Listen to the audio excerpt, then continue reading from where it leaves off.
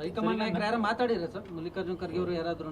ಮಲ್ಲಿಕಾರ್ಜುನ್ ಖರ್ಗೆ ಅವ್ರನ್ನ ಬೆಳಗ್ಗೆ ಕೂಡ ಭೇಟಿಯಾಗಿದ್ದೆ, ಅವರಿಗೆ ವಿಷಯಗಳನ್ನು ತಿಳಿಸಿದೆ, ನಮಗೆ ಅವಕಾಶ ಮಾಡಿಕೊಡ್ಬೇಕು ಅಂತೇಳಿ ಹೇಳಿದ್ದೇನೆ. ಅವರು ತೀರ್ಮಾನ ತೆಗೆದುಕೊಳ್ತಾರೆ. ಸಾಮಾನ್ಯವಾಗಿ 2 ಲೆಫ್ಟು 2 ರೈಟ್ ಕೊಡ್ತಾರೆ, ಒಂದು ಬೋವಿ ಲಂಬಾಣಿ ಕೊಡೋದು ನಡ್ಕೊಂಡು ಬಂದಿರೋ ದಾರಿ. ಈ ಸಂದರ್ಭದಲ್ಲಿ ಒಂದು ಚಿತ್ರದುರ್ಗ ಅನೌನ್ಸ್ ಮಾಡಿದ್ದಾರೆ. ಬಹುತೇಕ ಇಲ್ಲಿ 7 ಸಾರಿ 8 ಸಾರಿ ಕೊಟ್ಟಾಗ ಕೂಡ ಲೆಫ್ಟ್ನವರೇ ಗೆದ್ದಿದ್ದೇವೆ, ಗೆಲ್ಲಿಲ್ಲ ಅಂತಿಲ್ಲ. ಆದರೆ ಇಲ್ಲಿ ಕಾಂಗ್ರೆಸ್ ಬಹಳ ಭದ್ರವಾಗಿದೆ. ಅಲ್ಲದಿದ್ದರೆ ಸ್ವತಂತ್ರ ಬಂದ ಮೇಲೆ 1-2 ಸಾರಿ ಬಿಟ್ಟರೆ ಇಲ್ಲಿವರೆಗೂ ಕೂಡ ಕಾಂಗ್ರೆಸ್ ಗೆದ್ದಿದೆ. ಕ್ಯಾಂಡಿಡೇಟ್ ನಾನೇ ಅಂತಲ್ಲ, ಬೇರೆ ಯಾರೇ ಅಭ್ಯರ್ಥಿ ಇದ್ದಾಗ ಕೂಡ ಗೆದ್ದಿರುವಂಥದ್ದು. ಆದರೆ 7 ಸಾರಿ ಯಾರು ಒಟ್ಟಿಗೆ ಗೆದ್ದಿರುವಂಥ ಸಂದರ್ಭ, ಒಬ್ಬರು ನಮ್ಮ ಜಾಫರ್ ಶರೀಫ್ ಸಾಹೇಬರು, ಒಬ್ಬರು ಶಂಕರಾನಂದ್ ಬಿಟ್ಟರೆ ಇಡೀ ರಾಜ್ಯದಲ್ಲಿ, ಅದು ಇಂದಿರಾ ಗಾಂಧಿ ಕಾಲದಲ್ಲಿ, ಇಂದಿರಾ ಗಾಂಧಿ ಕಾಲ ಆದಮೇಲೆ ಕೂಡ ಇವತ್ತು ಜನ ನನ್ನನ್ನು ಕೈ ಹಿಡಿದ ಅಂದರೆ ಒಂದು ವರ್ಗ ಅಲ್ಲ, ಒಂದು ಉಪಜಾತಿ ಅಲ್ಲ, ಎಲ್ಲ ಸಮುದಾಯಗಳು ಸೇರಿ ನನಗೆ ಆಶೀರ್ವಾದ ಮಾಡಿದ್ರಿಂದ 7 ಸಾರಿ ಗೆಲ್ಲಕ್ಕಾಯಿತು. ನಾನು ಇವತ್ತು ಕೂಡ ಆ ನಂಬಿಕೆ ಇಟ್ಕೊಂಡಿದ್ದೀನಿ ಜನರಲ್ಲಿ.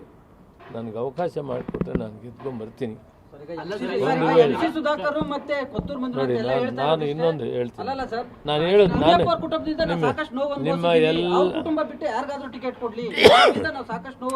ಅವ್ರ ಅಭಿಪ್ರಾಯಗಳಿಗೆ ಯಾರಿಗೂ ಉತ್ತರ ಕೊಡೋದಿಲ್ಲ.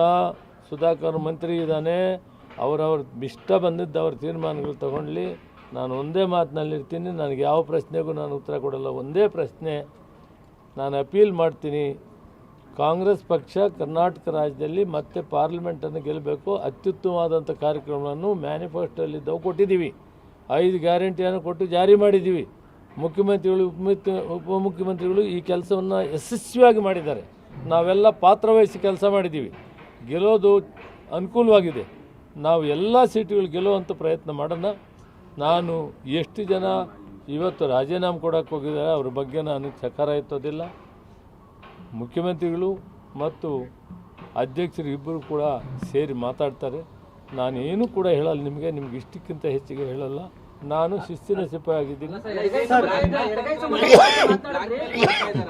ಸರ್ ನಿಮ್ಮ ಕುಟುಂಬಕ್ಕೆ ಕೊಟ್ಟರೆ ಅವ್ರು ಅಷ್ಟು ವಿರೋಧ ಮಾಡ್ಲಿಕ್ಕೆ ಕಾರಣ ಏನು ಸರ್? ನಿಮ್ಮ ಕುಟುಂಬಕ್ಕೆ ಕೊಡ್ತಾರೆ ಅಂದ್ರೆ ಒಂದೇ ಕಾರಣಕ್ಕೆ ವಿರೋಧ ಮಾಡ್ತಾರೆ, ನೀವು ಅವ್ರನ್ನೇ ವೈಯಕ್ತಿಕ ಕಾರಣಗಳಿಗೆ? ನಾನೇ ಸಾಕಷ್ಟು ಜನ MLAಗಳು ಮಾಡಿದ್ದೀನಿ, MLCಗಳು ಮಾಡಿದ್ದೀನಿ. ನಾನು ಅವ್ರ ಬಗ್ಗೆ ಯಾರ ವೈಯಕ್ತಿಕವಾಗಿ ಮಾತಾಡೋದಿಲ್ಲ. ಬಹುತೇಕ ನೀವೇ ಅವ್ರ ಹತ್ರ ಹೋದರೆ ಏನೇನು ತೊಂದರೆಗಳಾಗಿದೆ ಅಂತ ತಿಳ್ಕೊಂಡ್ರೆ ಅವಾಗ ನಾನು ಉತ್ತರ ಹೇಳ್ಬೋದು. ನನ್ನ ಪ್ರಕಾರ ನಾನು ಯಾರಿಗೂ ಏನೂ ತೊಂದರೆ ಮಾಡಿಲ್ಲ.